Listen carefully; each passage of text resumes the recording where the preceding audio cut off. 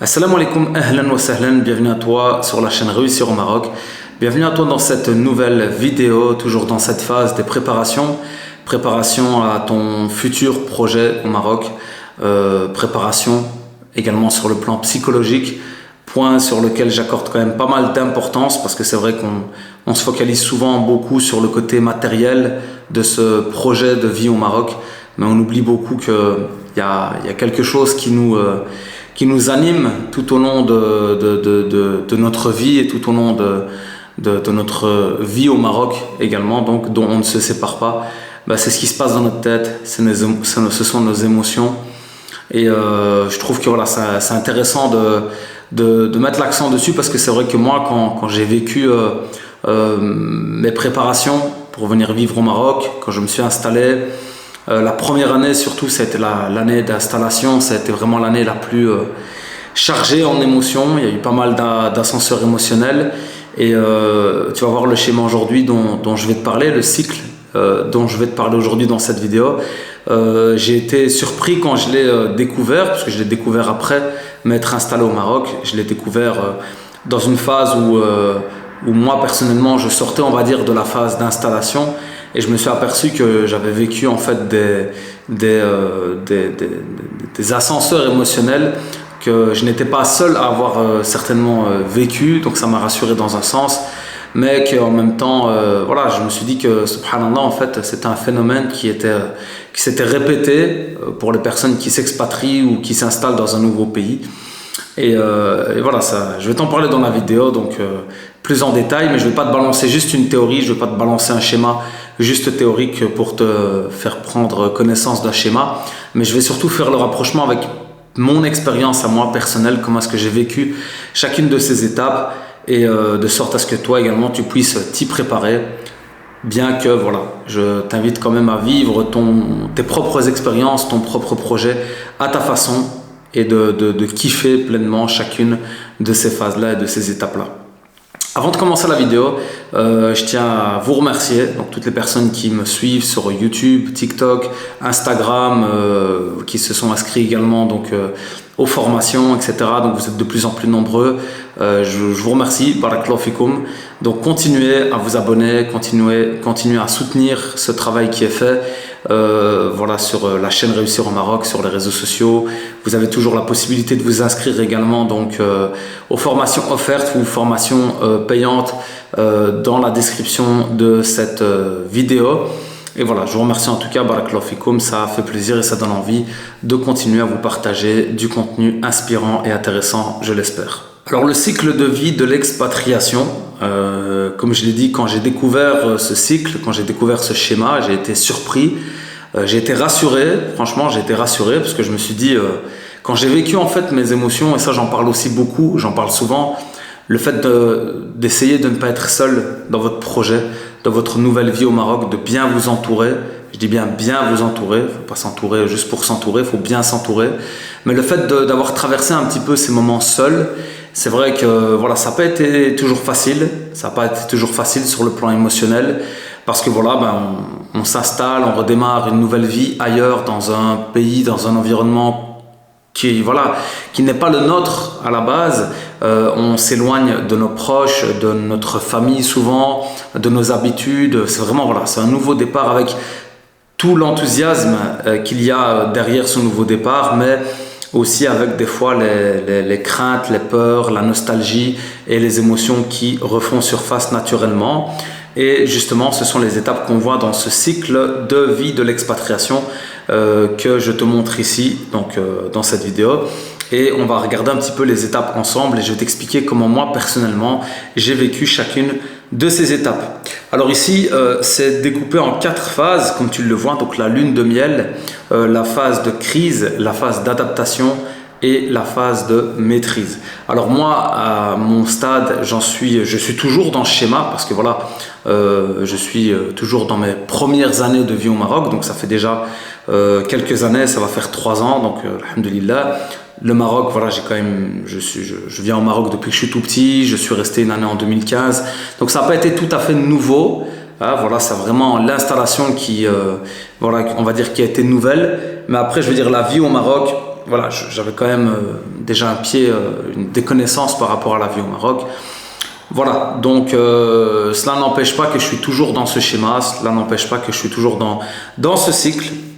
Et je vais prendre la première phase qui est la phase de lune de miel, d'accord? Donc on est vraiment dans une phase de découverte en fait.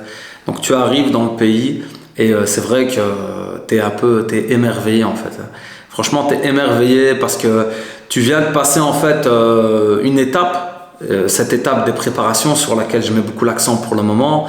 C'est un soulagement en fait, c'est un soulagement, c'est un nouveau départ. Tu te dis j'y suis arrivé, alhamdoulilah, tu vois. Et il y a vraiment cette adrénaline, cette excitation, ce bonheur en fait auquel tu goûtes parce que c'est nouveau en fait, tu arrives dans le pays et c'est vrai qu'avec du recul je me dis que on calait même sur des petites choses en fait, des petites choses voilà, des petites choses qui peuvent sembler banales, qui peuvent sembler anodines.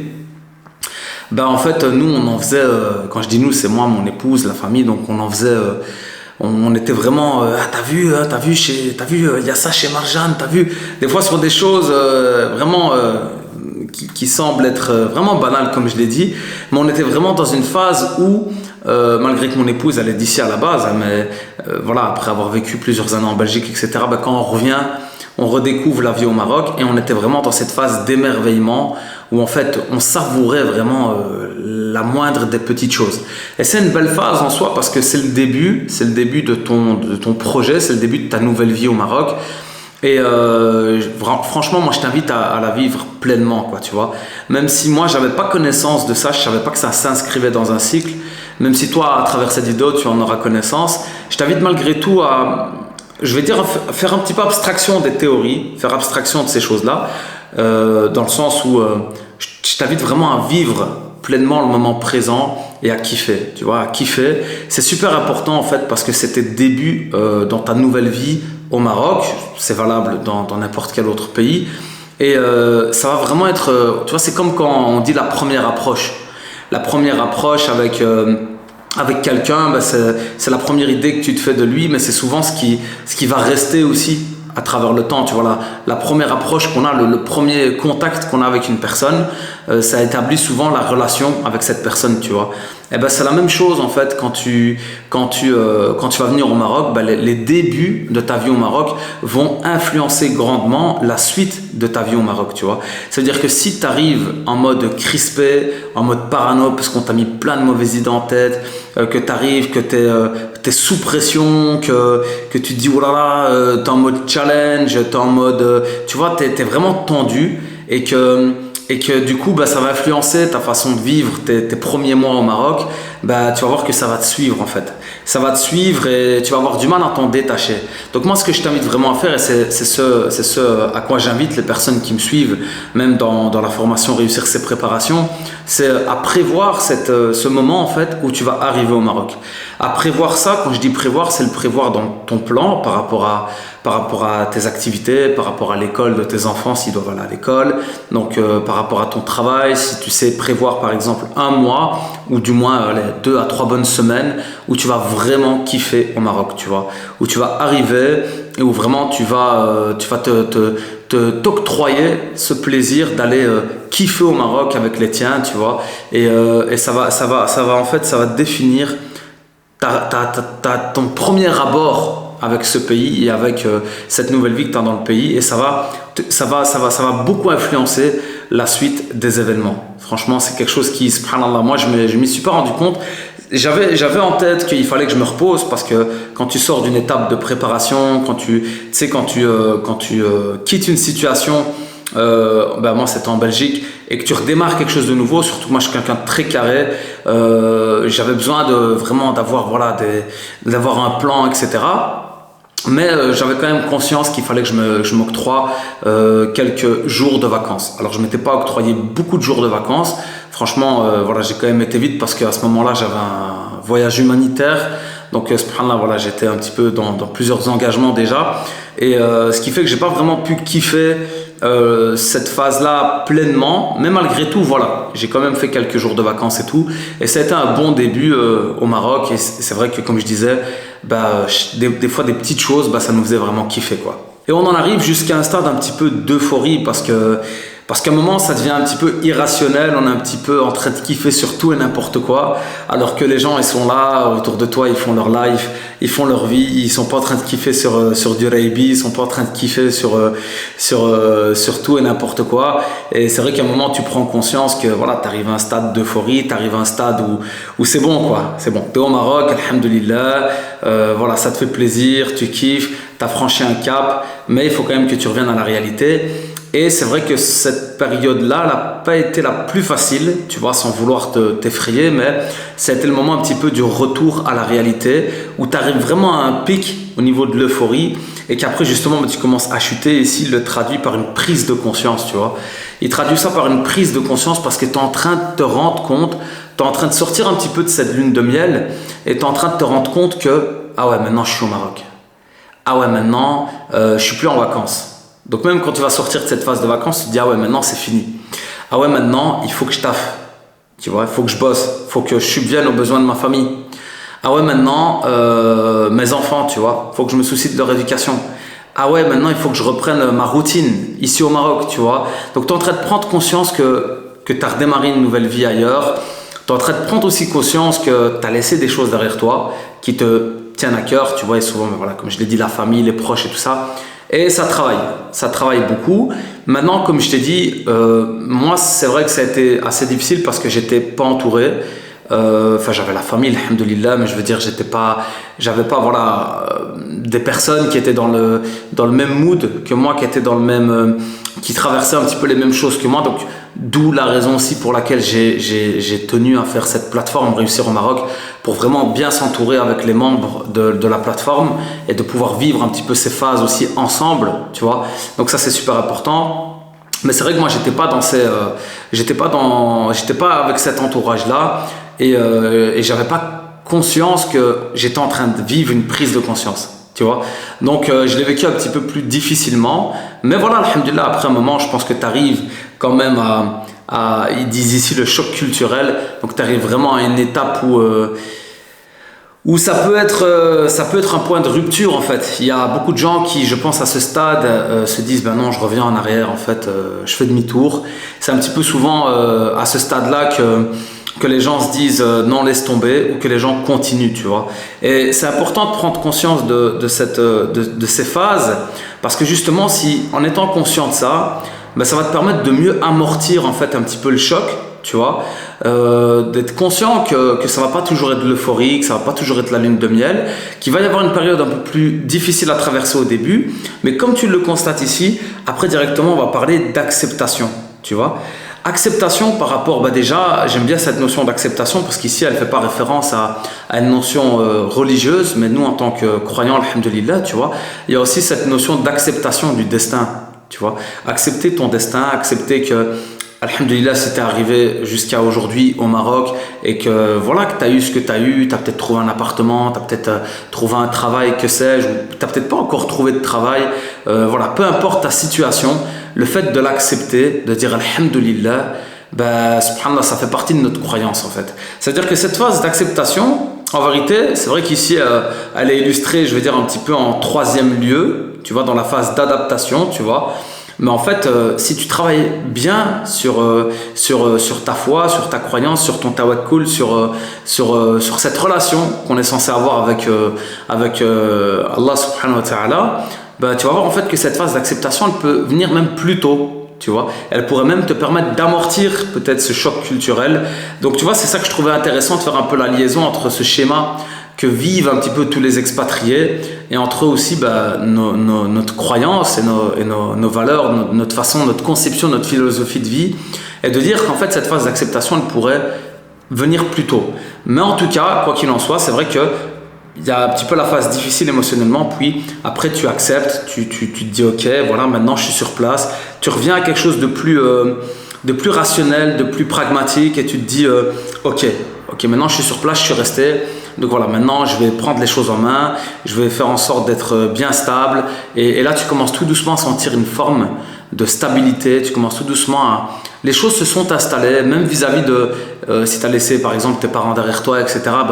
Même vis-à-vis de ça, voilà, par exemple pour ma part, nous on fait pas mal d'allers-retours, donc ce qui fait que la relation elle n'est pas coupée, quoi. Au contraire, comme je l'ai dit aussi souvent, alhamdoulilah, la relation elle est très entretenue. À chaque fois qu'on revient en Belgique pour aller voir la famille, les proches et tout ça, c'est toujours un moment de plaisir, de bonheur. On revient assez fréquemment. Donc, alhamdoulilah, tu vois que les choses se sont installées, autant par rapport à tes attaches que tu avais dans ton pays d'origine, et autant par rapport aussi à ta routine et au Maroc. Et le fait que tu as passé cette étape, et nous ça a été notre cas, hein, le fait que tu passes cette étape d'installation, que tu passes un petit peu cette phase-là émotionnelle, mais en fait qui se traduit aussi par quelque chose de matériel et par quelque chose de financier, de tout ce qui s'ensuit, parce que c'est la vie. Et en fait, quand tu as passé cette phase d'installation, tu te dis, alhamdoulilah, le plus gros il est fait. Voilà, et là tu commences tout doucement à rentrer dans cette phase d'adaptation et d'acceptation, tu vois. Et puis après, tu en arrives jusqu'à un stade d'intégration, ils appellent ça l'intégration, parce que c'est vrai qu'on parle beaucoup d'intégration quand on parle des étrangers en Europe, en Belgique, en France et tout ça. Oui, ils ont qu'à s'intégrer, et souvent c'est un peu péjoratif comme terme, mais en fait c'est vrai, dans un sens, tu arrives dans un pays, tu arrives dans un système qui n'est pas le tien, tu arrives dans un environnement que tu ne maîtrises pas à la base. Comme je l'ai dit, c'est toi qui arrives au Maroc, tu vois, donc c'est à toi de t'adapter. Faut pas arriver au Maroc et se dire les gens ils doivent s'adapter à moi, ou le pays doit s'adapter à moi, parce que là tu vas te faire beaucoup de mal et tu vas juste prendre conscience que c'est pas possible. Mais voilà, à un moment tu dois comprendre que voilà, c'est un environnement qui est nouveau pour toi, même si tu es né au Maroc, même si tu es marocain d'origine, même si tu vas au Maroc tout le temps en vacances, y vivre c'est pas la même chose. Et le Maroc c'est un pays machallah qui bouge et qui évolue énormément, donc qui change tout le temps, il y a toujours machallah de nouvelles choses. Donc déjà si t'es pas venu au Maroc au moins dans les 6 mois derniers, tu vas voir qu'il y a pas mal de choses qui ont changé. Donc voilà, au Maroc ça bouge beaucoup, ça évolue beaucoup. Donc voilà, prendre conscience que tu arrives dans un nouvel environnement et t'intégrer dans ce nouvel environnement. Voilà, apprendre un petit peu les codes, apprendre à vivre avec les gens, apprendre à relativiser, à arrêter d'être parano déjà aussi, parce que tout le monde ne va pas t'arnaquer au Maroc, tout le monde ne va pas te manger au Maroc, contrairement à ce que certains peuvent dire. Alhamdulillah, si tu parviens à bien t'entourer comme je l'ai dit, et à mettre ton cadre de vie en fait ici sur place, voilà, tu seras tranquille, alhamdulillah, et tu feras ta petite vie dans ton coin tranquillement. Donc voilà, le but c'est pas non plus d'interagir avec tout le peuple et tout le Maroc dans cette phase d'intégration, mais c'est que toi, moi, tu puisses trouver ta place, rester à ta place et faire ta petite vie tranquillement en répondant à tes objectifs que tu as définis au départ, les raisons qui t'ont ramené donc à venir au Maroc. Donc voilà, après tu arrives dans cette phase d'intégration et tu sens tout doucement cette maîtrise qui arrive, tu sens que tu commences à mieux maîtriser entre guillemets l'environnement, à mieux comprendre les codes, à mieux t'adapter, même si voilà, des fois il y a des choses qui traînent un peu, où tu as encore un petit peu du mal, comme moi par exemple sur la route, j'ai encore un petit peu des fois du mal par rapport à la façon de conduire, etc. Je pète encore des fois les plombs, en toute sincérité, qu'Allah me pardonne. Mais voilà, il y a des petites choses qui font que tu as encore du mal à comprendre des fois le système, mais c'est parce que tu es toujours aussi dans cette transition-là, tu es toujours dans cette phase-là. Alors on ne te demande pas de te transformer, hein. Je ne dis pas qu'il faut que tu te transformes, que tu mettes de côté tous tes principes, tous tes codes, toutes tes façons de fonctionner. Si tu es quelqu'un de ponctuel, je ne te dis pas que tu dois apprendre à arriver en retard, parce que de toute façon tout le monde n'arrive pas en retard au Maroc. Mais ce que je veux dire par là, c'est que il n'est pas demandé que tu te transformes et que tu mettes de côté complètement tes valeurs, tes codes, etc. Mais juste que tu les adaptes et que tu prennes conscience que tu arrives dans un environnement qui est différent, dans une façon de fonctionner qui est différente, et que si tu veux toi être heureuse sur place, c'est à toi de t'adapter et c'est pas l'inverse. Tu vois ce que je veux dire? Donc voilà, c'est là que tu rentres dans cette phase d'intégration, de maîtrise, et où tu commences vraiment à kiffer encore plus.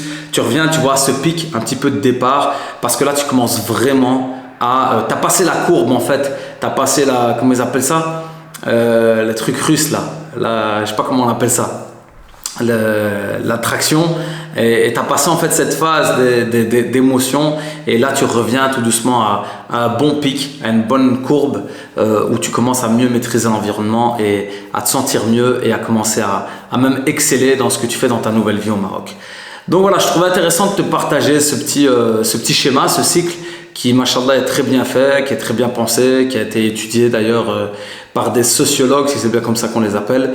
Et franchement, je trouve ça super intéressant parce que moi-même, je l'ai vécu. Et vu qu'on est vraiment dans la phase des préparations, aussi psychologiques, c'est super important. Ben voilà, je t'en ai parlé ici. J'espère que ça te sera utile, que tu pourras déjà un petit peu te situer. Et puis voilà aussi, si tu es déjà installé au Maroc, j'espère que cette vidéo aussi, elle te permettra de prendre conscience que tu n'es pas seul dans ces ascenseurs émotionnels. Et que voilà, peut-être que tu as vécu toi-même ces situations. D'ailleurs, n'hésite pas à nous le partager en commentaire si tu te reconnais dans ce cycle de vie de l'expatriation. Et voilà, j'espère que ça t'a été utile. N'oublie pas de t'abonner à la chaîne, de mettre le petit pouce bleu, le commentaire, d'interagir s'il y a d'autres choses qui t'intéresseraient pour les prochains contenus. En tout cas, je te remercie. Barakallahu fik. Qu'Allah te facilite dans ton projet au Maroc. On se donne rendez-vous dans une prochaine vidéo, Inch'Allah.